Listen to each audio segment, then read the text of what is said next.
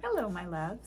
So as a new tradition for this Witchcraft series, for each of the Sabbats, I would like to do a little video with kind of an introductory theme, if you will, from my personal perspective as a witch, what the Sabbat itself has come to mean, and then I'd like to draw a card to give you some jumping off points to explore how you might want to embrace connecting with the energy of Mabon in your own practice.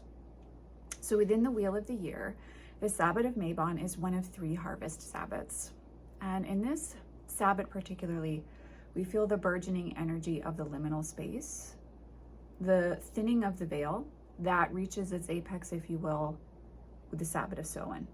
And here, the Sabbat just preceding the witch's new year, when the veil is indeed at its thinnest, its most permeable, its most liminal. We feel that energy coalescing. And so Mabon itself is very much about the balance between light and dark, the dance between death and birth, rebirth cycles, and our own presence to embracing the body and the dark and light within ourselves. So it's a Sabbath that is meant to be one of celebration.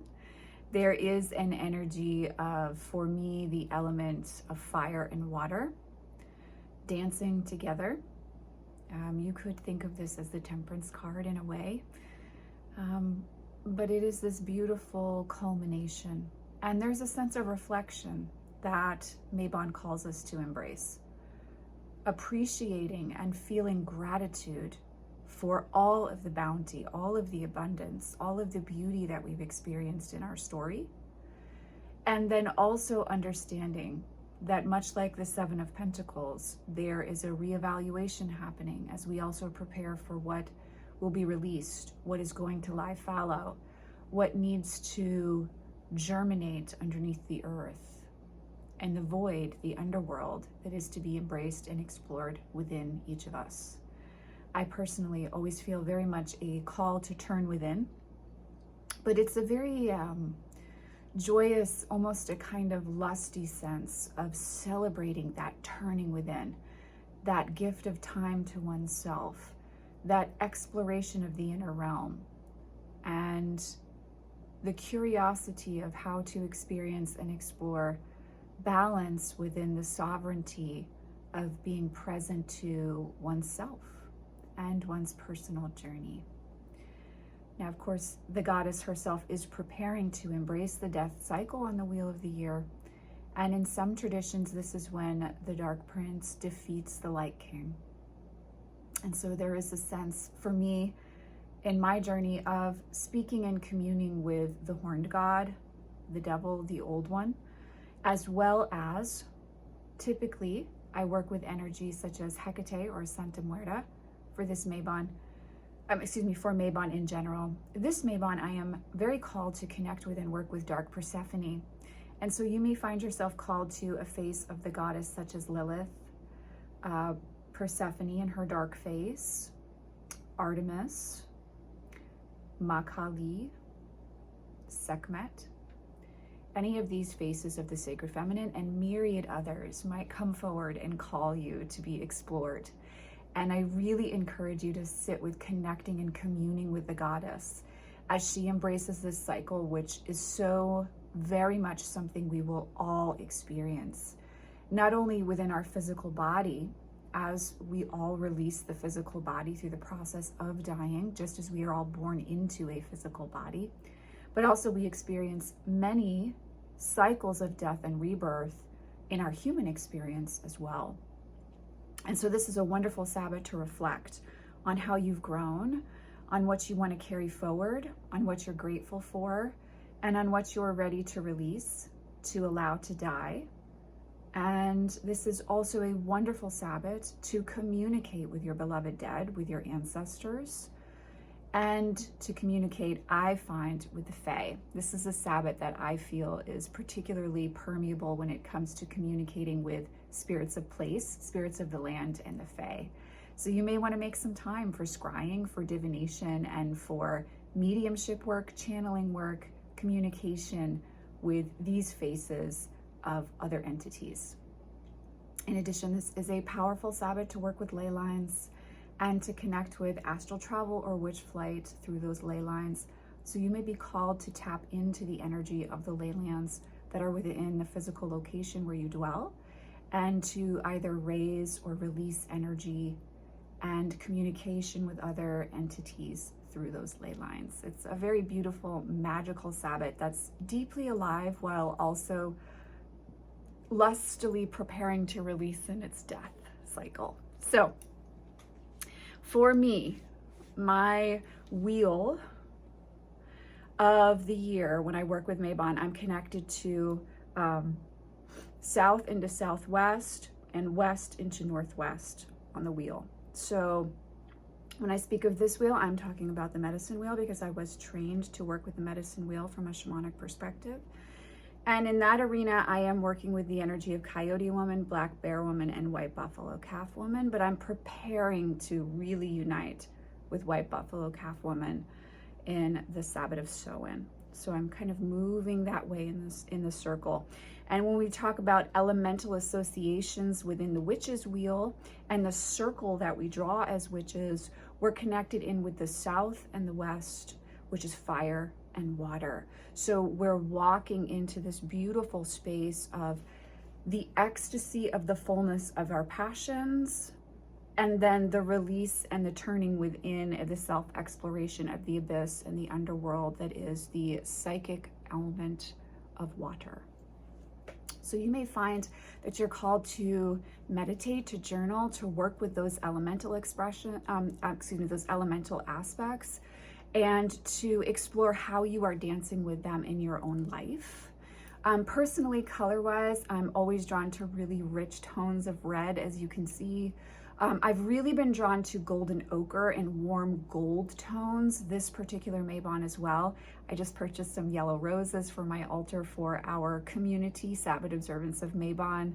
And I don't usually work with yellow roses, but this yellow, gold, golden ochre, these kind of colors and tones have really been sticking out to me this year. But I love those autumnal fall colors. And adorning yourself in that, adorning your altar in that type of color theme is a wonderful way to call in the energy of this particular Sabbath, particularly for me, because I do feel so drawn to the Fae this time of year. I like to get out some works of Shakespeare, kind of have some of those within my sacred space. And I like to decorate my altar with acorns, representation of mushrooms and various fungi, and then things that I might find in nature, in the woods, on nature walks, such as birch bark that's fallen from the tree already and is on the ground, dried lichen, occasionally a bird's nest will come to me, or a feather or two, and of course stones. That's how I like to adorn my altar for this particular Sabbath.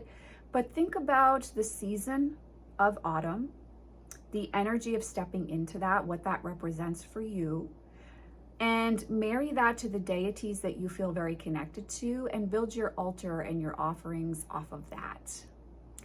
And then I always find that card work is very powerful on Sabbaths, and so I really encourage working with kind of darker themed decks and decks that have associations with the Fae, with crone energy, with the forest.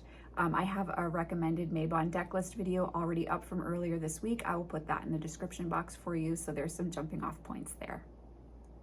And I always like to sit with a theme for each of my Sabbath observances, so I love to pull a card for that. And I thought while we were together, I would pull a card for all of us who are observing this Mabon. This Mabon that is occurring in 2024. For me, the theme this year is crimson and gold.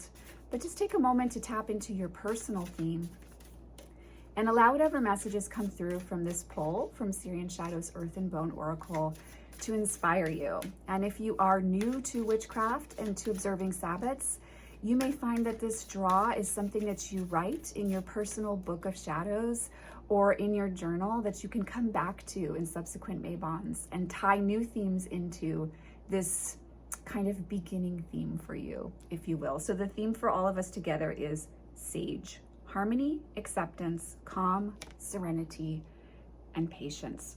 So there is a call for this Mabon, a theme for all of us here who join in community on the channel, to embrace the energy of the sage and the hermit within ourselves, to be calm, to be still and present, and to allow that moment of being with ourselves, that is our Mabon observance, to be something holy, where we commune with the divine that is our deity, but also the divine that dwells intrinsically within us.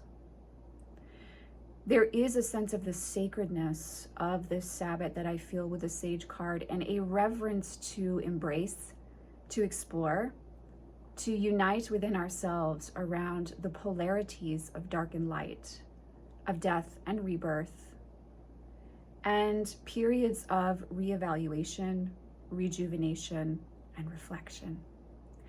So within your own personal reflection this Mabon, what are you celebrating? What are you grateful for? What are you ready to open up to? What are you ready to release? What do you want to embrace? What do you want to give a voice to within your life that perhaps you haven't been able to yet? And if something is dying out of your experience, through your grieving process, what are you transmuting? Just as the goddess and the horned god explore these themes, so too our embodiment within our physical bodies of our journeys and our truth brings reverence, holiness, and power to the human experience. And from within the liminal spaces of the in-between, we come to find answers, understandings, and acceptance. So allow the sage energy to clear, to clarify, to empower, to inspire, and to allow you to release whatever you are ready to this Mabon. I hope you found this video helpful. If you are curious about observing Mabon and looking to find ways that you can get rooted into practice, again, I really encourage journal work, card spreads around themes of the liminal space, death and rebirth, reflection, quiet time, but also a sense of celebration, enjoying plenty and bounty, making offerings that are authentic to yourself and the deity that you walk with, the guides that you walk with, the elemental beings that you work with, and then working magic that is in alignment with turning within, exploring inner terrain, and offerings and themes of embracing the underworld within yourself.